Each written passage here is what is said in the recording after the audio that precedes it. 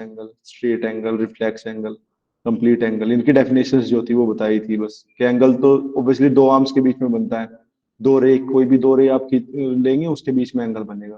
तो वो जो एंगल होंगे तो उनकी सप्लीमेंट्री एंगल क्या होते हैं, कॉम्प्लीमेंट्री एंगल क्या होते हैं। तो डेफिनेशन तो क्लियर होनी चाहिए। मान लो क्वेश्चन कुछ बना और आपको डेफिनेशन याद ना रही तो दिक्कत आ जाएगी। मान लो उन्होंने पूछा कि what is the obtuse angle between two arms और आपका आंसर आया 105, लेकिन फिर आपको घटाना पड़ेगा 180 में से to find the, sorry acute उन्होंने पूछा तो 180 में से घटाना पड़ेगा दूसरे वाला एंगल निकालने के लिए। तो like that you should actually, अगर आपके दो ऑप्शन आ गए आंसर में 75 और 105 और उन्होंने पूछा एक्यूट, तो आपको पता होना चाहिए कि क्या आंसर है। मतलब ये डायरेक्ट वैसे नहीं पूछा जाएगा, but it may be used in between of question और in the end of the question while finding out the answer. Okay. ऐसे ही देखो इंटरसेक्टिंग लाइंस थी, इसमें भी हमने आपको बताया था कि जो वर्टिकली अपोजिट एंगल है वो सेम होते हैं। तो कभी कभी इससे भी क्वेश्चन सोल्व हो जाता है। ये लाइन एंड एंगल में था कॉन्करेंट लाइंस की डेफिनेशन। फिर ये जो पैरेलल लाइंस और ट्रांसवर्सल था, इसमें मैंने इनको बताया था आपको कि कौन कौन से एंगल्स आपके कोरोस्पोंडिंग एंगल्स होते हैं, कौन कौन से आपके इंटरनली, एक तो ये इंटरनल एंगल है और अपोजिट भी है। तो ऐसे एंगल कौन कौन से हैं, 4, 6, 3, 5। 3 और 6 में क्या रिलेशन होगा, तो जैसे इनका सम 180 होता था, क्योंकि ये सब आपके सप्लीमेंट्री अल्टरनेट इंटीरियर एंगल तो इक्वल होते थे, और जो सप्लीमेंट्री एंगल्स होते थे वो ये वाले होते थे, ये और ये। 3 और 6 है, 4 और 5 है। तो ये जो थोड़ी बहुत डेफिनेशंस थी वो मैंने बताई थी, एक क्वेश्चन भी कराया था। तो ऐसी चीजें थी कि बेसिक ही था, मतलब इसमें कुछ ज्यादा टफ था नहीं। और बाद में तो बस ये क्लासिफिकेशन था, साइड के हिसाब से कैसे क्लासिफाई कर सकते हैं, मतलब इक्विलेटरल्स और आपका आइसोसेलेस और ये सब। तो I don't think it was that that much, but थोड़ा बुक मैंने उसमें बताया था कि राइट एंगल ट्रायंगल में ट्रिपलेट कैसे यूज हो सकते हैं, एंगल बाइसेक्टर का थोड़ा बेसिक्स, मतलब वो बेसिक था बस, जो क्वेश्चंस के बीच में ज्यादा यूज होगा instead of separate question. Okay. अभी ट्रायंगल जो है वो दो तरह के हो सकते हैं, कॉन्ग्रुएंट या सिमिलर। ठीक है, या तो कॉन्ग्रुएंट होंगे या सिमिलर होंगे। तो जनरली यहाँ से क्वेश्चन नहीं आएगा, कॉन्ग्रुएंट ट्रायंगल से क्वेश्चन नहीं आएगा। सिमिलर ट्रायंगल से क्वेश्चन बन सकता है, क्योंकि उन्होंने सीडीएस में भी पूछा है और इस साल वाले सीएपीएफ में भी पूछा था सिमिलर ट्रायंगल का क्वेश्चन। पहले किसी को एक्सपेक्टेड नहीं था, क्योंकि पिछले कुछ सालों में पूछा नहीं था सिमिलर ट्रायंगल का क्वेश्चन, लेकिन एकदम से उन्होंने टपका दिया था कि मतलब सिमिलर ट्रायंगल का एक क्वेश्चन उन्होंने पूछ दिया था। तो पूछ सकते हैं। इसमें बस आपको दो चीजें याद रखनी है, जो सिमिलर ट्रायंगल होगा उसमें आपकी शेप भी सेम होगी और साइज, आप शेप सेम होगी लेकिन साइज सेम हो या ना हो फर्क नहीं पड़ता।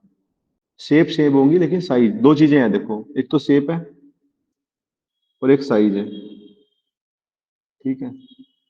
जैसे मान लो दो दो अगर दो दो लड़कों की हम बात करें तो वो छोटे बड़े हो सकते हैं, मतलब उनका साइज एक कम एज का है एक ज्यादा एज का है, लेकिन shape in the time of in terms of body structure like eyes, hands and then your legs, तो वो सब तो सेम ही है ना, जैसी सबकी आंखें वैसी दूसरे की आंखें, साइज अलग हो सकता है बट वो उनका शेप सेम है। लेकिन उनका साइज अलग हो सकता है। तो ये सिमिलर का केस है। और कॉन्ग्रुएंसी में क्या होता है कि शेप और साइज दोनों बराबर होते हैं, जैसे शेप भी सेम होगी और साइज भी सेम होगा।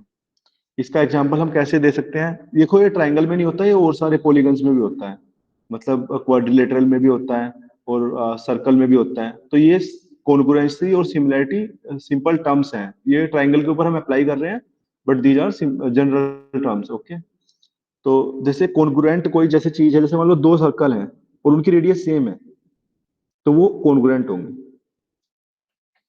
कॉन्ग्रुएंट कैसे क्यों होंगे, क्योंकि देखो उनका साइज भी तो सेम होगा, अगर दो सर्कल की रेडियस सेम है तो उनका साइज सेम हो जाएगा ना, एरिया सेम हो जाएगा, सर्क्यूमफ्रेंस भी सेम हो जाएगी, तो वो कॉन्ग्रुएंट हो जाएंगे अगर उनकी अगर रेडियस सेम है तो। लेकिन अगर मान लो उनकी रेडियस अलग है लेकिन दोनों सर्कल है, तो वो सिमिलर हो जाएंगे, क्योंकि देखो शेप तो वैसी ही है ना, गोली, लेकिन रेडियस हमने अलग अलग ले ली, तो साइज सेम नहीं है बट शेप सेम है, तो ये सिमिलर है। बट ये आपके कॉन्ग्रुएंट नहीं है। तो ये इनका बस सिंपल डेफिनेशन है, कॉन्ग्रुएंट की मतलब हमें जरूरत भी नहीं पड़ेगी, हमें जनरली सिमिलर की ही जरूरत पड़ेगी। सवाल सिमिलर भी बनता है, थोड़ा अच्छा सवाल पूछते हैं, इतना बेसिक सवाल अब आने से गए कॉन्ग्रुएंसी वाले। 9th क्लास में वो रहता है, 10th क्लास में सिमिलरिटी है, तो वहां से क्वेश्चन बन सकता है। ठीक है। तो देखो जो दो पॉलीगन होते हैं ना, कोई भी दो पॉलीगन, जैसे आप कोई भी आप ले लो, कोई भी दो पॉलीगन अगर वो सिमिलर होंगे तो उसमें केवल दो डेफिनेशन है, मतलब दो उसके क्राइटेरिया है सिमिलर होने के। सिमिलर होने के क्या क्राइटेरिया है? दो। पहला तो देखो, अच्छा एक बात और भी है, जैसे मान लो ये तीन साइड है ट्राइंगल की, तो ये वाली साइड इस वाली साइड से किसी एंगल पे इंक्लाइंड है, दूसरे वाली साइड तीसरे मतलब ये वाली साइड इस वाली साइड से किसी एंगल पे इंक्लाइंड है, ये वाली इस वाली से किसी एंगल पे इंक्लाइंड है। तो ये तीन एंगल्स हैं हमारे पास, एक ट्राइंगल के अंदर तीन एंगल्स हैं जिसपे दो साइड्स दो दो साइड्स करके इंक्लाइंड है। अगर वो वाला एंगल ही आप चेंज कर दोगे तो शेप ही चेंज हो जाएगी ना। अगर लेट सपोज मैं दूसरे वाला कोई ट्राइंगल बनाऊं, उसके बीच में जो साइड्स का इंक्लिनेशन हो वो अलग एंगल पे हो, तो मान लो एक का पैर और हाथ सीधा है लेकिन दूसरे का तिरछा कर दें तो वो शेप ही अलग हो जाएगी। शेप समझ रहे हैं आप? शेप चेंज हो जाएगी। मतलब अगर कोई दूसरा ट्राइंगल भी मैं लूं तो ये एंगल हमेशा सेम होने चाहिए। ये क्यों होना चाहिए? कि शेप चेंज हो जाएगी। अगर आप दो साइड्स के बीच का एंगल चेंज कर दोगे तो उनका शेप सेम नहीं रहेगा। साइज देखो चेंज पर, साइज की बात अलग है लेकिन शेप पूरा चेंज हो जाएगा। एंगल पे तो डिपेंड करता है शेप कैसी रहेगी। 90 डिग्री अगर आप बनाएंगे तो ये वाली शेप हो जाती है, राइट एंगल ट्राइंगल। तो angle actually determines the shape of a triangle, कि कितना कितना एंगल है तीनों साइड में। तो अगर आपका उसका एंगल चेंज कर दोगे दो ट्राइंगल के बीच में तो उसकी शेप चेंज हो जाती है, तो सिमिलरिटी खत्म हो जाती है। इसलिए अगर कोई भी दो चीज सिमिलर है तो उनका आपका जो एंगल्स हैं वो हमेशा बराबर होंगे। All the corresponding angles will be equal. Corresponding मतलब एक के सामने वाला दूसरा। जैसे मान लो यहाँ पे ए ले लो तो इस वाले का भी ये वाला ए हो सकता है, ऐसे ऊपर नीचे हो सकते हैं। थोड़ा तिरछा करके रख दोगे मतलब दूसरे वाला साइड मान लोगे, वो बात अलग हो सकती है। कोरोस्पोंडिंग मतलब अगर इसके सामने ये है, दूसरे वाले के सामने दूसरा, तीसरे वाले के सामने तीसरा, तो all the corresponding angles are equal. तो पहला तो आपका ये है, ठीक है। और दूसरा आपका all the corresponding sides are in the same ratio. All the corresponding sides are in the same ratio. There are these are only the two definitions that we have about a polygon to be similar. Polygon में triangle भी आएगा, polygon में बाकी सब भी आएंगे, corresponding angles equal आएंगे, और जो sides आएंगे corresponding उनका ratio same आएगा। मतलब छोटी बड़ी साइड हो सकती है लेकिन उनका रेशो आपका सेम आएगा, ठीक है। तो ये दो डेफिनेशन आप सिमिलर में याद रखेंगे। ओवरऑल जो हमारा डिस्कशन हुआ उसके बाद हमारी बस दो चीजें क्रक्स यही है कि सिमिलरिटी की डेफिनेशन। और देखो ये इंपेरिकल एविडेंस से रिजल्ट निकला है। कुछ रिजल्ट्स ऐसे हैं जिनको सियोमोटो सही मान लिया गया है। मतलब इसका आप बोलोगे कि सर साइड का रेशो सेम होने से वो कैसे हो जा रहे हैं सिमिलर, तो ये इसका कुछ प्रूफ नहीं है। इसको लंबे टाइम तक एक्सपेरिमेंट करके देखा गया कि अगर उनकी साइड्स का रेशो सेम आता है, जैसे एक्सियोम्स इसको बोलते हैं, आप बोलोगे कि दो पॉइंट्स को बोल के लाइन क्यों बनती है, तो वो इस तरह से एक्सियोम है, इसका कोई प्रूफ नहीं है। Only two things are there, all the corresponding angles are equal and all the corresponding sides are in the same ratio. अगर यहीं पे कॉन्ग्रुएंसी हो जाती है तो ये साइड्स इक्वल हो जाती है। Instead of same ratio all the sides are also equal, because side same होना था। बस कॉन्ग्रुएंसी में ये डिफरेंस आ जाता सिमिलरिटी से। ओके। अच्छा, इसी से आप देख सकते हैं कि ऑल जो है all similar triangles are also, oh sorry, all congruent triangles are also, all congruent polygons are also similar, right? लेकिन all similar are not congruent, तो वो आप डेफिनेशन से मतलब अगर लाइन आ जाए तो यू कैन एक्चुअली जज। तो let me ask, all circles, let me okay, you tell me this, all circles are, यहाँ पे क्या आएगा? congruent आएगा, similar आएगा? all circles are, similar. yes, similar। Congruent हो या ना हो डिपेंड करता है ना कि उसके रेडियस क्या है। All circles, it includes radius, मतलब circles of different radius. Okay. Similarly all square are,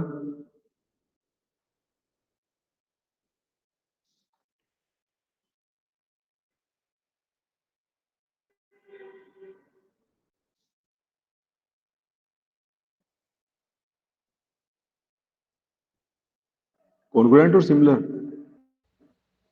वो तो आ सकता है सर। सिमिलर राइट, साइड तो मतलब चार ही आ है। सकता है लेकिन क्या? साइड तो चार ही है सर, स्क्वायर की इसलिए। नहीं, साइड चार है लेकिन उनका रेशियो डिफरेंट हो सकता है ना। Yes yes. या लेंथ और ब्रेथ का मतलब रेशियो एक डिफरेंट एक हो सकता है। स्क्वायर, एक स्क्वायर नहीं नहीं, मतलब साइड साइड हमेशा बराबर रहेगी स्क्वायर की, लेकिन छोटी और बड़ी साइड तो हो सकती है ना, एक 2 सेंटीमीटर का आप बना लो स्क्वायर, एक 4 सेंटीमीटर साइड का स्क्वायर बना लो, तो वो दोनों स्क्वायर की शेप सेम है लेकिन साइज अलग हो जाएगा ना, साइज अलग हो जाएगा इसका मतलब कॉन्ग्रुएंट नहीं हो सकते हैं, सिमिलर। सिमिलर होंगे। मतलब ये एनसीईआरटी में लिखे हुए हैं ये क्वेश्चन जो मैं लिख रहा हूँ, 10th क्लास के एनसीईआरटी में लिखे हुए हैं। यू कैन चेक, सिंपल उन्होंने पूछा हुआ है all circles are, all squares are. So अगर बना दिया फ्यूचर में स्टेटमेंट तो वहां से बना लेंगे वो, और वहां पेपर में कंफ्यूज नहीं होना है कि कॉन्ग्रुएंट था या सिमिलर था। शेप और साइज दो चीजें याद रखनी है, बाकी आप कर लेंगे। अच्छा ठीक है, अभी हम सिमिलैरिटी ऑफ ट्रायंगल में बढ़ते हैं, इसकी थोड़ी प्रॉपर्टी देखते हैं, और प्रॉपर्टी के बाद फिर हम एक क्वेश्चन जो इस साल का पूछा हुआ है वो करेंगे सॉल्व, ठीक। तो सिमिलैरिटी ऑफ ट्रायंगल क्या है आपका, तो ऊपर डेफिनेशन तो लिखी हुई है, तो डेफिनेशन लिखने में तो कुछ मतलब अब जरूरत है नहीं, उसको तो रहने ही देते हैं। उसके बाद हम इसका देखते हैं कि इसमें थ्योरी क्या है। Okay,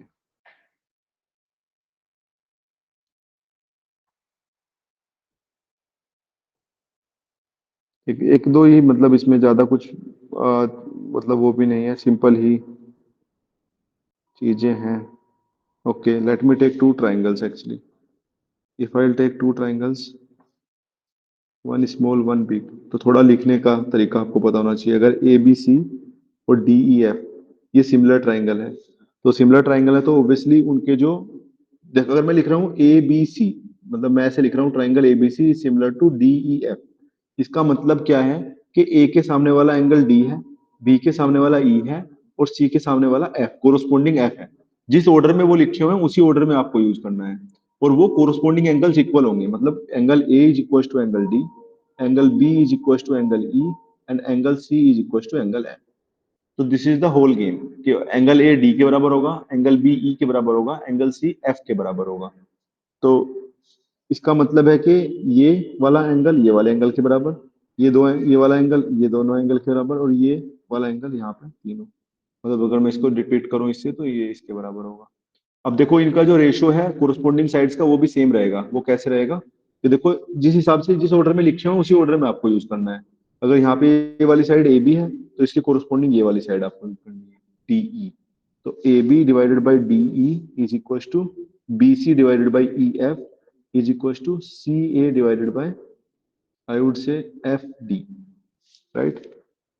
so you can use it like this, इस तरह से आप यूज करेंगे जहां पे भी आपको दो सिमिलर ट्रायंगल दिए होंगे, मान लो एक आध चीज मिस कर दी होगी, so you will use it in that order in which order they have provided it to be similar. जैसे अभी हम जब आपको क्वेश्चन कराएंगे इस साल का, उसमें इसका एप्लीकेशन है, ये संकीता बताओ। सॉरी भैया, वो चौधरी सर का क्लास का वो लिंक आ गया है अच्छा, क्लास है आपकी तो हिंदी का। ठीक है, आप चले जाइए। ठीक है, ठीक। थैंक यू भैया। ओके, अच्छा, देखो पॉलीगन के केस में हमने गाइस बताया आपको कि कोरोस्पोंडिंग एंगल्स इक्वल्स होने चाहिए, और जो कोरोस्पोंडिंग साइड्स है उनका रेशो सेम होना चाहिए। ये है पॉलीगन के केस में, पॉलीगन मींस क्वाड्रिलेटरल भी हो सकता है, 5 side, 6 side, 7 sides, all are polygons. But in case of triangle one implies the other, that means अगर आपके सारे एंगल्स कोरोस्पोंडिंग एंगल्स इक्वल होंगे तो रेशो साइड्स का बराबर आएगा। अगर साइड्स का रेशो बराबर, कोरोस्पोंडिंग साइड्स का रेशो सेम आ रहा है तो एंगल्स इक्वल आएंगे। ट्राइंगल के केस में ये एक कंडीशन दूसरी कंडीशन को इंप्लाई करती है, that means one is implying two, and अगर टू सही है तो वन सही हो जाएगा। मतलब अगर वन ट्रू है तो टू ट्रू हो जाएगा, अगर टू ट्रू है तो वन ट्रू हो जाएगा। तो ट्राइंगल के केस में even one of the statement will suffice that the triangle is similar. So all the corresponding angles are equal, that means the triangle is similar.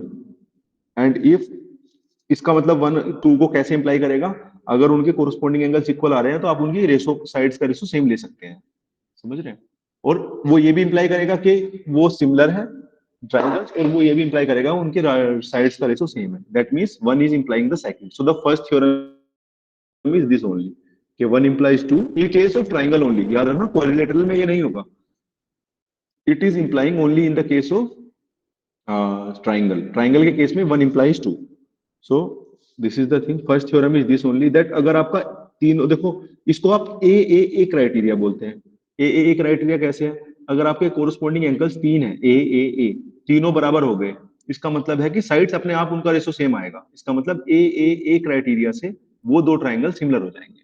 समझ रहे हैं? In case of triangle one implies two, I can do the proof, लेकिन देखो उतना proof याद रखने की जरूरत नहीं है। एप्लीकेशन आता है तो एप्लीकेशन हम करेंगे, लेकिन प्रूफ क्यों करें? मतलब करवा सकते हैं हम, लेकिन सोचो आप सबका प्रूफ कराएंगे सारे क्राइटेरिया का, तो that would make it actually lengthy exercise. दो तीन क्राइटेरिया है, उनको आप याद रखिए। अगर जो तीनों एंगल इक्वल हैं तो वो सिमिलर होंगे, और सिमिलर होंगे तो आपको पता है कि साइड्स का रेशो सेम आएगा। साइड सेम नहीं आएंगी, साइड्स का रेशो सेम आएगा। साइड का रेशो सेम क्यों आएगा? क्योंकि उनका शेप सेम है। साइज सेम नहीं है लेकिन शेप सेम है। शेप सेम कब कब होगा? तब उनका रेशो बराबर हो, नहीं तो छोटा बड़ा नहीं हो जाएगा। मतलब अगर उनका रेशो इक्वल है तभी तो वो उसके जैसा होगा बिल्कुल शेप में। उनका कुछ रेशो आना चाहिए तीनों साइड्स का। तो वैसे आप सोचिए। देखो अब इसी केस में इसको ए क्राइटेरिया भी बोलते हैं। ए कैसे बोलते हैं? अगर किसी दो ट्राइंगल के दो एंगल इक्वल हो गए तो आपको पता है कि तीन एंगल का सम 180 है, तो तीसरा एंगल भी बराबर हो जाएगा। अगर दो एंगल बराबर हो गए तो तीसरा एंगल ऑटोमेटिकली बराबर हो जाएगा, क्योंकि तीसरा एंगल क्या आएगा? 180 माइनस बाकी दो एंगल का सम। तो इसको ए क्राइटेरिया भी बोलते हैं, angle criteria. If two triangles have two angles equal, that means they are similar. तो ये आपका सेकंड क्राइटेरिया हो गया। मतलब एक तो ए हो गया, तो उसी से निकल के आपका आ गया ए। ओके। और यहीं से आप ये भी बोल सकते हो, जब मैंने बोला two implies one, that means अगर मैं ये बोलता हूं कि if in two triangles side of one triangle are proportional to the other triangle, that means their corresponding angles are equal and the triangles are similar. अगर उनकी sides का ratio बराबर आ रहा है तो उनके एंगल्स कोरस्पॉन्डिंग इक्वल होंगे और they will be similar. Okay, that means two is implying the one. Getting it, guys? Two is implying the one and one is implying the two. In case of triangle, but in case of polygon, if they will give you quadrilateral, then you have to check both the conditions. Yes, Sankalp? Sorry sir, वो गलती से हो गया। Okay. So you are getting this, right? So these are the two theorems, implying from the definition only. If you want to check the proof, you can go through the 10th class NCERT. I won't be doing the proof because that would make it a lengthy exercise. Okay. अगर आपको खुद से curiosity है तो आप जाके पढ़ सकते हैं, उसमें प्रूफ दिया हुआ है पूरा। ओके ओके, ये ठीक है। तो हमने दो क्राइटेरिया पढ़ लिए हैं सिमिलैरिटी के। देखो पहले तो हमने डेफिनेशन समझ ली थी, और डेफिनेशन के बाद हम दो क्राइटेरिया भी सीख चुके हैं। एक तो ए क्राइटेरिया और एक ए क्राइटेरिया, मतलब दोनों सेम ही चीज है। ए सेम ही चीज है ए की, क्योंकि थर्ड एंगल तो आपको पता है कि 180 माइनस कोण ए प्लस कोण बी आ जाएगा। अगर दो एंगल दिए हुए हैं कोण ए प्लस कोण बी, तो तीसरा तो ऑब्वियसली भाई बराबर ही आएगा ना। दो एंगल अगर दो ट्राइंगल के बराबर हो गए, क्योंकि तीनों का सम तो 180 ही रहेगा। सो this is the thing. Okay, the next criteria is S criteria. तो यू कैन आस्क कि भाई सब ये एस क्राइटेरिया क्या है? तो देखो इसमें एक तो एंगल है, और दो साइड्स हैं। एक एंगल है और दो साइड है, इसका मतलब है कि कोई दो साइड है, उसके बीच में कोई एंगल होगा। यहाँ पे भी तो बीच में लिखा हुआ है एस। तो अगर मैं दो ट्राइंगल ले लूं, मान लो एक ट्राइंगल ये है और एक ट्राइंगल ये है, ठीक है? तो यहाँ पे इनका पहली बात तो एक एंगल, देखो आपको पहले ऐसे याद रखना है कि देखो साहब दो दो एंगल बराबर होने पे तो एंगल मतलब ट्राइंगल सिमिलर हो गए, तीन एंगल बराबर होने पे भी सिमिलर हो गए। और अगर एक एंगल बराबर हो तो खुद से पूछो, एक एंगल बराबर हो तो सर क्या होंगे वो? तो इसका मतलब ये है कि उसके बाद जो साइड्स उसमें इंक्लूड हुए हैं उनका रेशियो सेम होना चाहिए। मतलब अगर मान लो यहाँ पे ए बी सी इंक्लूड हुआ है और यहाँ पे आपका ये डी ई एफ है, तो देखो ये वाला एंगल अगर मैं बराबर ले लूं, देखो अगर मैंने दो एंगल बराबर ले लिए तो ऑब्वियसली सिमिलर हो जाएगा। दो वाला तो मैंने समझा दिया आपको, तीन वाला ले लिया तो वो भी हो ही जाएगा। लेकिन अगर एक बराबर हुआ तो जो उसमें साइड्स इंक्लूडेड होंगी, मतलब यहाँ पे कौन कौन सी साइड इंक्लूडेड है? ए बी और बी सी, और यहाँ पे कौन कौन सी इंक्लूडेड है? डी और ई एफ। इनका रेशियो आपका सेम आना चाहिए, ठीक है? जो जो मतलब जो साइड इंक्लूडेड है उस एंगल के साथ। देखो एंगल से आप सोचो, एक एंगल, दो एंगल, तीन एंगल। दो एंगल वाला आपने सीख लिया, तीन एंगल सीख लिया, अब एक एंगल वाला है। एक एंगल वाले में जो साइड इंक्लूडेड है उनका रेशियो सेम होना चाहिए। That means A B is to B C is equal to D E is to F E. So this is the criteria for, मतलब angle B is equal to angle B and this. अगर B को मैं ले रहा हूं तो, अगर दूसरे वाले को लूंगा तो उसके साथ जो साइड इंक्लूडेड है, और जो तीसरे वाले को लूंगा तो उसके साथ जो साइड इंक्लूडेड है। अगर जो दो एंगल इक्वल हो, अब आप बोल सकते हो सर दो एंगल इक्वल हो जाते तो दो में तो ऑब्वियसली हो जाता, दो में तो कुछ पूछना ही नहीं था। दो के केस में तो वो अपने आप ही आपका सिमिलर हो जाता, ठीक है? तो सिमिलैरिटी आप चेक कर सकते हो इस तरह से। सिमिलैरिटी चेक करने के लिए आपके पास बस यही क्राइटेरिया है। ठीक है, सिमिलैरिटी आप चेक कर लोगे उसमें, मतलब आई थिंक उतना इशू नहीं है। ठीक है,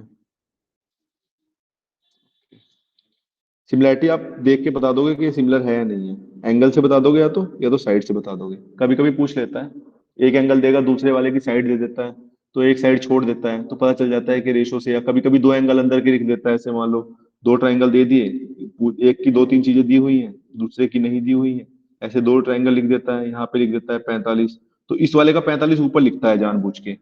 तो उसको ऐसे करना पड़ता है कि आपको उसका वही वाला जो वो वाला वर्टेक्स है उसके बराबर रखना पड़ता है सामने वाले के।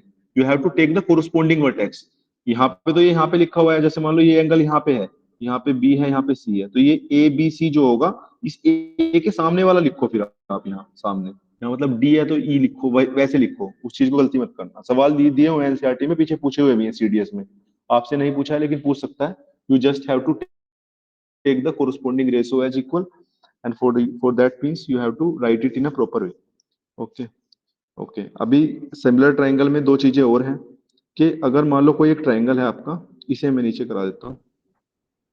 ये वाला सबसे इंपॉर्टेंट आपकी डेफिनेशन, इसमें बार बार सवाल पूछा गया है। अगर कोई ट्रायंगल है आपका ए बी सी, और मान लो कि मैं कोई पैरेलल लाइन यहाँ पे ड्रॉ कर देता हूँ उसके बीच में, डी ई। अगर मैं D E parallel to B C draw कर देता हूँ, D is parallel to B C, तो जो ये ट्रायंगल है ना, छोटा और बड़ा, मतलब एक ट्रायंगल तो ये है ए डी ई, राइट, और एक ये ट्रायंगल है दूसरा ए बी सी, ये सिमिलर हो जाएंगे। मतलब triangle A D E is similar to triangle A B C. छोटा ट्रायंगल एक ऊपर, एक फुल ट्रायंगल, वो बराबर हो जाएंगे। देखो इसको कैसे आप सिंपली कर सकते हो। जैसे मान लो दो दो साइड्स हैं, देखो पैरेलल वाली साइड में हमेशा याद रखना, आपको मैं अभी पहले बता दे रहा हूँ, पैरेलल वाली साइड में you can apply the rules of lines and angle, जो मैंने पिछले क्लास में पढ़ाए थे, if you remember them. Life line and angle में मैंने क्या पढ़ाया था कि अगर दो पैरेलल लाइंस हैं, अगर दो पैरेलल लाइन आप ड्रॉ, मतलब दो पैरेलल लाइंस आपके सामने हैं, तो ये जो इंटरनल एंगल होते हैं, ये वाला एंगल और फिर ये वाला एंगल जो ट्रांसवर्स जाती है, तो वो बराबर होते हैं। That means angle B is equal to angle D. Similarly you can check angle C is equal to angle E, right. This CE is transverse to, CE is a transversal, मतलब जो transversal हमने पिछली class में पढ़ा था, transversal to DE and BC. Okay, are you able to listen to me, because my laptop is showing that you have lost your internet connection. Okay, hello, am I yes audible? Sir, आ रही है आप? Yes. Yes sir, yes सही, सही है। Screen yes भी sir. सही चल रही है? अच्छा ठीक है। तो देखो यहाँ पे देखो, मैंने पिछली क्लास में आपको बताया था कि अगर दो साइड, दो लाइंस ऐसे हैं, पैरेलल लाइंस हैं, और एक कोई तीसरी लाइन उसको कट करके चली जाती है, तो ये जो एंगल होता है, ये वाला और ये वाला, ये बराबर होते हैं, राइट। कोरस्पोंडिंग इसको एंगल बोलते हैं हम, राइट। और जो इंटरनल एंगल है उनका सम 180 होता है। अगर आपने इंटरनल का सम भी 180 जोड़ दिया, तो देखो ये वाला, अगर इनका सम 180 है, तो मान लो अगर ये x है, तो ये वाला 180 माइनस एक्स होगा। और आपको पता है पूरा तो 180 होगा, तो वापस से ये x आ जाएगा। आप कैसे भी याद रख लो, या तो आप अंदर वालों का सम 180 याद रख लो, या बाहर वालों को बराबर याद रख लो, उसी से आप कर सकते हैं। ठीक है, तो अब यहाँ पे देखो ए क्राइटेरिया नहीं लग गया, ए क्राइटेरिया। दो एंगल बराबर हो गए, तो तीसरा तो ऑब्वियसली, मतलब तीसरा तो वैसे बराबर ही है क्योंकि सेम ही एंगल है, आप सेम ले रहे हैं। अब अदरवाइज ए क्राइटेरिया से भी आप कर सकते थे। सो this is done, this is a similar triangle, right. अगर ये सिमिलर ट्राइंगल है तो इस केस में आप क्या बोलोगे बताओ। सिमिलर के ट्राइंगल के केस में आप बोलोगे कि इनके कोरोस्पोंडिंग साइड्स का रेशो बराबर आएगा, है ना। मैंने बताया था ना, अगर आपने एंगल्स को इक्वल दिखा दिया, तो आप कोरोस्पोंडिंग साइड्स का रेशो बराबर ले सकते हैं। अगर कोरोस्पोंडिंग साइड्स का रेशो बराबर दिखा दिया, तो आप एंगल्स को बराबर ले सकते हैं। दोनों चीजें एक दूसरे को इंप्लाई करती हैं इन केस ऑफ ट्राइंगल। तो यहाँ पे आप देखोगे तो ए डी जो है, उसके डिवाइड में क्या आएगा बताओ, और सिमिलरली डीई के डिवाइड में क्या आएगा, और सिमिलरली ए ई के डिवाइड में क्या आएगा। कौन सा रेशो बराबर होगा। देखो यहाँ पे लिखा है triangle A D E is similar to triangle A B C. Now tell.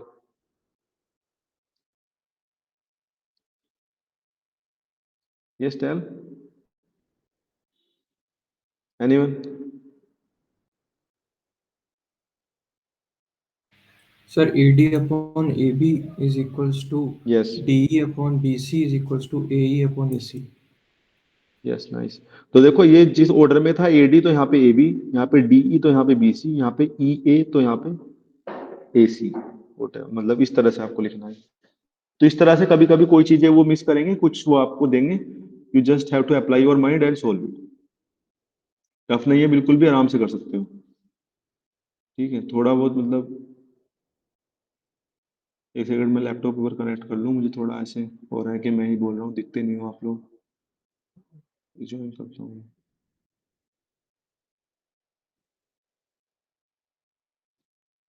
तो बाकी ठीक है। तो this is the thing, you can take the ratio same. याद रखना है कि अगर आपको कहीं पे भी पैरेलल लाइंस दी हुई है बीच में, तो आप अपने आप को एकदम से अलर्ट कर दो कि पैरेलल लाइंस का मतलब है कि दो ट्राइंगल है वो सिमिलर होंगे, राइट। तो इस केस में आप आराम से उसको कर सकते हैं।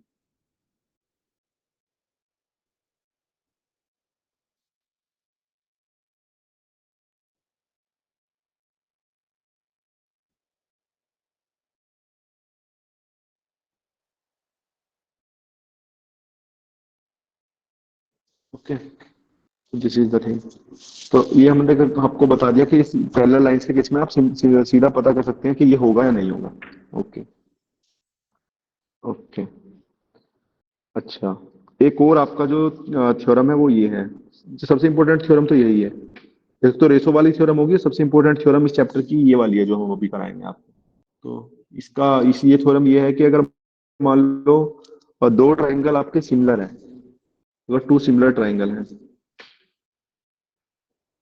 अगर आपको दो सिमिलर ट्राइंगल दिए हुए हैं, तो जो area of one upon area of two होगा वो कोरोस्पोंडिंग साइड्स के स्क्वायर के रेशो के बराबर होता है। मतलब अगर मान लो ये वाली का साइड, मतलब मैं दो ट्राइंगल मान लो ए बी सी और एंगल डी एफ को सिमिलर ले रहा हूँ। देखो सिमिलरिटी तो चेक करनी बताई दी है। अगर दो ट्राइंगल आप सिमिलर ले रहे हैं तो जो एरिया ऑफ फर्स्ट होगा, मैं मान लो इसको फर्स्ट ट्राइंगल बोल दे रहा हूँ, इसको सेकंड ट्राइंगल बोल दे रहा हूँ, तो ये A B square divided by DE square के बराबर होगा। मतलब इसका जो साइड ए बी है, दूसरे वाले का साइड डीई है, तो उनके स्क्वायर के रेशो के बराबर होता है। सिमिलरली ये किसके बराबर होगा, B C square divided by E F square के। मतलब आप अगले वाली दो साइड भी ले सकते हो, या फिर आप क्या कर सकते हो, थर्ड मतलब A C square is upon D F square. आप कोई सा भी इनके बराबर ले सकते हो। जो एरिया का रेशो होता है वो हमेशा जो साइड्स हैं, कोरस्पोंडिंग साइड्स, उनके स्क्वायर के रेशो के हमेशा बराबर आता है। That means A one upon A two, अगर फर्स्ट का एरिया ए वन है, सेकंड का एरिया ए टू है, तो A one upon A two is equal to A B square divided by D square is equal to B C square divided by E F square equal to A C square divided by D F square. सबसे important theorem ये दो ही है। मतलब एक तो parallel draw करने वाली, और एक आपके सिमिलर ट्राइंगल के एरिया वाले। और इसके साथ क्राइटेरिया क्या क्या है आपके, ए या एस ए एस। बस हो गया, इतना सा था पूरा ट्राइंगल। मतलब पूरा ट्राइंगल का चक्कर ये चार लाइन ही है कि आपको याद होना चाहिए ए एस ए एस, या फिर आपकी दो थ्योरम। इसी से आपके क्वेश्चन सोल्व हो जाएंगे जो कुछ भी आएंगे। उससे ज्यादा मतलब कुछ पूछते नहीं है वो, सिमिलरिटी से, मतलब सिमिलरिटी से इतना ही पूछते हैं। जैसे मान लो हम ये ट्राइंगल आपका ले रहे हैं, ठीक है, let's suppose this is the triangle. Okay, और मैं मान लो आपसे पूछूं ए बी सी ये ट्राइंगल है और एक्स वाई ये लाइन है आपकी, और मैं बोलता हूं कि एक्स वाई जो है ना पूरे ट्राइंगल के एरिया को इक्वल हाफ में डिवाइड करती है। मतलब ये वाला एरिया अगर एक्स है तो ये वाला एरिया भी एक्स है, और एक्स वाई जो है वो पैरेलल है एसी के। समझ रहे हैं आप, देखो अगर एक्स वाई आपकी पैरेलल दी है एसी के, और ये ट्राइंगल को दो इक्वल एरिया में डिवाइड करती है, तो आप अगर मैं आपसे पूछूं कि क्या आप ए एक्स अपॉन एक्स भी निकाल सकते हो,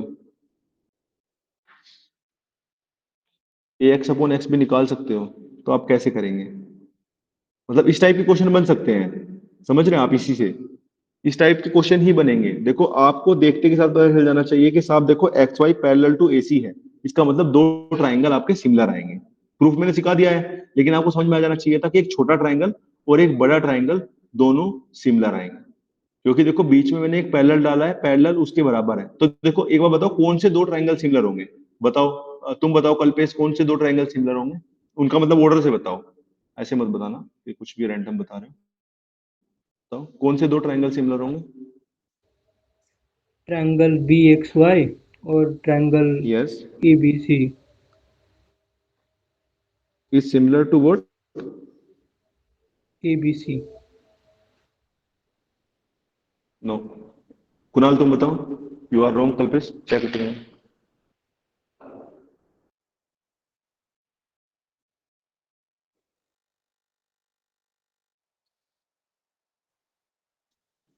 triangle BSC, right right right, BSC। BSC आएगा ना भाई, देखो बी तो सिमिलर, बी तो कॉमन है ना एंगल। जब मैंने ऊपर से खींचा था तभी भी तो ए कॉमन था ऊपर, तो यहाँ पे इस साइड में आप इधर से देखो, AC की side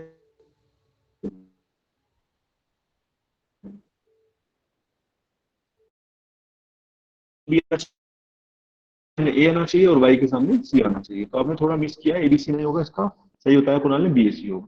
ठीक है, तो आपको अब देखो गाइस, इन्होंने बता दिया है कि इन दोनों का एरिया इक्वल है, लेकिन आपको क्या पता है कि भाई, मुझे पता है कि अगर एरिया एरिया जो होता है सिमिलर ट्रायंगल का, वो उनके कोरस्पॉन्डिंग साइड्स के रेशो के स्क्वायर के बराबर होता है। मतलब सिमिलर जनरली तो उनकी जो रेशो है उनकी साइड्स का रेशो बराबर होता है, लेकिन एरिया के केस में जो एरिया का रेशो होता है, अगर मैं मान लो एरिया एरिया ऑफ वन लेता हूँ divided by area of two लेता हूँ, इसको मैं फर्स्ट मान लेता हूँ BXY को, इसको BAC को दूसरा ट्राइंगल मान लेता हूँ। तो इस केस में area of one divided by area of two जो होता है, तो वो किसके बराबर होगा बताओ? वो आपका किसके बराबर होगा? BX² divided by BA square के। वो किसके बराबर होगा? XY² divided by AC square के। अब हम देखेंगे हमें कौन से की जरूरत है इसमें, BY² divided by CB square या BC स्क्वायर के, तो इसके बराबर होता है, राइट। अब देखो गाइज, अगर आपको देख के पता चलना चाहिए कि हमें कौन से की जरूरत पड़ेगी, देखो हमें इस वाले पार्ट की जरूरत पड़ेगी, क्योंकि देखो यहाँ इन्होंने AX/X भी पूछा है, तो आप बाकी दोनों का क्या करोगे? XY² by AC square. अगर वो वैसे कुछ पूछता तो आप वो वाला भी यूज कर सकते थे, दूसरे वाला मतलब रेशो, लेकिन इस केस में आपको इसी की जरूरत पड़ेगी। तो आपको पता है कि इसने सिमिलर आपके उसमें ब्रेक डाउन किया है सिमिलर एरिया में। तो देखो A1 का एरिया बताओ कितना है? अगर मैं यहाँ पे X एरिया लिख रहा हूँ, यहाँ पे X लिख रहा हूँ, तो A1 क्या है बताओ? A1 X है। तो A2 कितना है बताओ? A2 बताओ। 2x आएगा ना गाइस? एक x था, उसने x x में डिवाइड किया, but whole whole area was 2x। Okay, right, मतलब पूरे वाले ट्राइंगल का एरिया 2x हो जाएगा। तो this is equal to BX² upon BA square. तो यहाँ पे x से तो x कट जाएगा, तो यहाँ पे BX अपॉन XA की वैल्यू क्या आ जाएगी? BX अपॉन BA की वैल्यू क्या आ जाएगी? 1/√2 आ जाएगी, राइट। यानी AB अपॉन से या XB, ये आपका यहां तक ये आ गया है, BX अपॉन BA की वैल्यू आपकी 1/√2 आ गई है। ओके, अभी देखो यहां से तो ये सोल्व हुआ नहीं है क्वेश्चन, अभी तो इसमें बचा है चीजें, क्योंकि हमें क्या बताना है? हमें तो AX डिवाइडेड बाई XB बताना है, AX डिवाइडेड बाई XB हमें बताना है, तो XB हमारे डिवाइड में आना चाहिए। Okay, AX upon XB, AX हमें निकालना है, तो AX कैसे निकालोगे बताओ? इसी से निकाल लेना। BX की वैल्यू अगर 1 दी हुई है, तो AB की वैल्यू कितनी दी हुई है? पूरी पूरी वैल्यू दी हुई है √2। अगर ये 1 दी हुई है तो पूरी वाली √2 दी हुई है, रेशो आ गया ना वहां पे। X मान लो, बात वही है, मतलब अगर ये 1 है तो दूसरे वाली √2 टाइम्स है उसकी। ठीक है, तो अब मुझे बताना है AX अपॉन XB, तो ये अब देखो ये वाला बचा हुआ क्या बचेगा? √2 - 1 बचेगा ना। अगर वो 1 है तो दूसरा √2 - 1 बचेगा, तो AX आपका √2 - 1 और XB आपका 1, तो आंसर इसका √2 - 1 हो जाएगा। समझ रहे आप कैसे आया? अगर वो 1 है छोटे वाला पार्ट, तो पूरे वाला पार्ट √2 है, तो यहाँ पे ऐसे भी लिख सकते हो आप, √2x और x लिख सकते हो, y लिख सकते हो, x मैंने दूसरे ले लिया, y और √2y ले सकते हो रेशो में। तो देखो बचा हुआ पार्ट तो √2 - 1y बचेगा ना, आप डिवाइड भी करोगे तो y कट जाएगा। तो the thing is the answer is √2 - 1। समझ में आया आपको कैसे निकला है? ऐसी कुछ और भी पूछ सकता है, अब क्वेश्चन तो बन सकता है। I just wanted to clarify the two concept. The first concept was that the ratio of two similar triangles, the ratio of area of two similar triangle is equals to the ratio of the square of their corresponding sides. And the second concept is, if I draw a parallel to one side of a triangle, then the two triangle thus formed are similar to each other. So these are the two concepts. One was the parallel line concept and other was the area concept. And they can ask it in any such way. ऐसे इसमें पूछ सकता था, x Y और AC में भी पूछ सकता था कुछ रिलेशन, BY और BC में भी पूछ सकता था. जो पूछा है उस हिसाब से आप यूज करो एंड यू सोल्व इट. तो यही कंसेप्ट है और यही क्राइटेरिया है. पहचान भी करनी आपको आनी चाहिए, ए है, डबल ए है, ऐसे है. और आपको ये भी पता चलना चाहिए कि आप कैसे सिमिलरिटी का यूज करेंगे. पहचान करने के बाद आपको कैसे उसको सेम ऑर्डर में रख के कभी कभी रेशो निकलवा लेते हैं. CDS में पूछा, आपसे नहीं पूछा है, लेकिन पूछ सकता है फ्यूचर में. ठीक है, तो ये चीजें आपकी हैं. हालांकि इसी से आपका पाइथागोरस भी प्रूफ हो जाता है. जो पाइथागोरस ट्राइंगल है वो प्रूफ हो जाता है. पाइथागोरस जो आपकी मैंने पिछले क्लास में बताया था कि अगर राइट एंगल ट्राइंगल है, उसके सामने वाली जो साइड है उसका स्क्वायर, ये अगर ABC है तो A का स्क्वायर जो है वो B square plus C square के बराबर होता है. तो ये पाइथागोरस थ्योरम भी इससे प्रूफ हो जाती है. But you can check it in 10th class NCERT. This is very easy and you can actually you also remember this. तो you need not to go through this way कि आप पूरा उसी से जाओ. ठीक है, तो कर सकते हैं इससे भी, सिमिलरिटी से भी, बट आप डायरेक्टली भी कर सकते हैं. It is not a big thing. आपको मैं ये सजेस्ट करूंगा कि आप थोड़ा अपने लेवल पे थोड़ी मेहनत करो. और जो 10वीं क्लास की NCERT का चैप्टर है ना, चैप्टर मैंने वहीं से ये क्वेश्चन भी कराया है. एक्चुअली एग्जांपल ही है, 6 चैप्टर ट्राइंगल के नाम से है. तो उसमें जो सिमिलरिटी दी हुई है उसको आप पढ़ें और जो कुछ क्वेश्चन दिए हुए हैं एक्सरसाइज के वो सोल्व करें. ठीक है, आप पूरा सिलेबस देखो. ऐसे कभी मत करो, कभी भी पढ़ो कि आप उसका प्रूफ कर रहे हो. मतलब जैसे कोई थ्योरम है उसका प्रूफ कर रहे हो, आप थ्योरम लिखो, उसको समझो और उसको अप्लाई करो. ऑब्वियसली प्रूफ तो आएगा नहीं, ऑब्जेक्टिव क्वेश्चन आएंगे तो you apply it. Okay, so this is the thing in this ratio. और उन्होंने लास्ट पेज पे समरी भी दी हुई है, तो आप वहां समरी से बहुत जल्दी उसको रिवाइज भी कर सकते हैं पूरा. ठीक है, तो उन्होंने 10वीं क्लास की NCERT से ही आपका क्वेश्चन बनाया था. तो अगर आपको याद हो तो मैंने पिछले क्लास में PYQ कहाँ पे सेव किए थे? किसी को याद है? कुछ ज्योमेट्री के PYQ मैंने सेव किए थे. आई थिंक टेस्ट में किए हो या तो वर्कशीट में किए हो. ज्योमेट्री, अच्छा यही मिल गए वर्कशीट में. ठीक है, तो इसमें इस साल पूछा गया था एक क्वेश्चन. ये हमने 2 क्वेश्चन कराए भी थे. तो ये सारे ज्योमेट्री के PYQ हैं जो पूछे गए हैं. देखो ये क्वेश्चन आपसे पूछा गया था. ये क्वेश्चन जो था ये CAPF का ही क्वेश्चन था. और ये बिल्कुल आप अगर NCERT पढ़ के गए हैं तो ये आप कर सकते थे. This was very easy question. अगर आप मतलब पढ़ के गए हैं NCERT, आपको बस सिमिलर ट्राइंगल की डेफिनेशन पता होनी चाहिए. देखो क्या लिखा है, a right angle triangle ABC such that कोण B इज 90. तो जैसे मान लो ABC है. ओके, ए, तो B 90 है तो B बीच में रखते हैं ना, ABC. तो यहाँ पे B 90 है, तो बस जो डेफिनेशन थी वो हमने लिख दी. Angle right angle triangle AB such that angle B is 90. D is picked on BC such that triangle ABC and DBA are similar. तो सॉरी, देखो D उन्होंने यहाँ पे पिक किया है. उन्होंने D यहाँ पे पिक किया है और बोला है कि ABC और DBA सिमिलर है. मतलब देखो यहाँ पे मैं अगर ड्रॉ करूंगा, अच्छा तो यहाँ से आपको देख के नहीं पता चल रहा कि देखो ये दोनों जो एंगल हैं वो हमेशा अलग होंगे. एंगल D कभी C के बराबर थोड़ी होगा. आप एक ही पॉइंट से मिड पॉइंट पे दूसरा ऐसे मतलब ड्रॉ कर रहे हैं एंगल, एक वहां पे कर रहे हैं दूसरी साइड में, वो बराबर कैसे हो सकते हैं?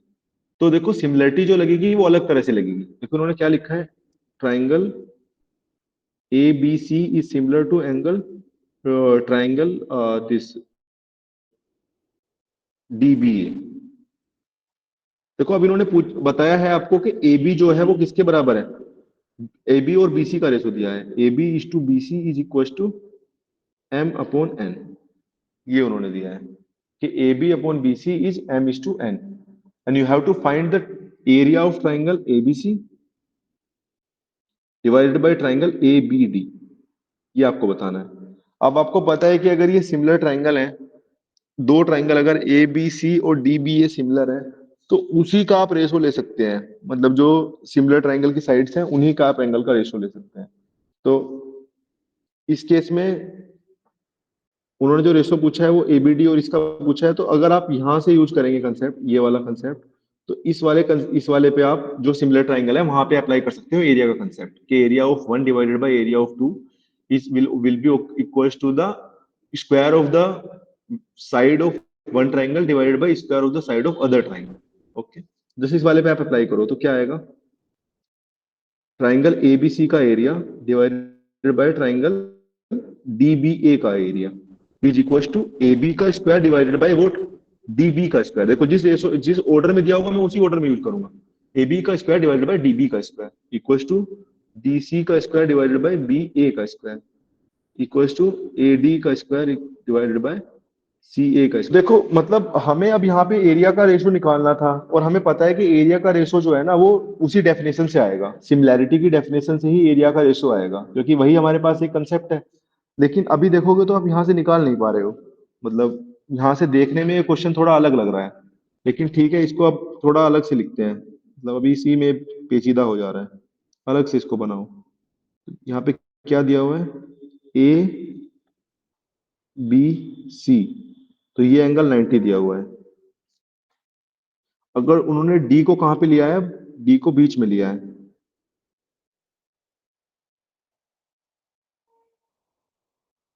यहां पे उन्होंने डी को लिया है,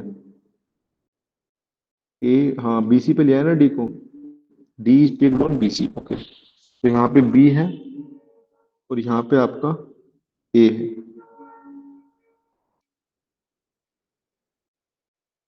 तो यहाँ पे एंगल उन्होंने दिया है 90, ठीक है। तो ये A B C is similar to D B A triangle A B C. Wait a second guys, एक फोन मेरा। हेलो हेलो, हाँ भैया, हाँ भैया नमस्ते, पहुंच गए थे हम तो ठीक से। अभी तो यहीं पे थे इंस्टीट्यूट में। नहीं नहीं कोई दिक्कत नहीं है, ठीक है भैया, ठीक।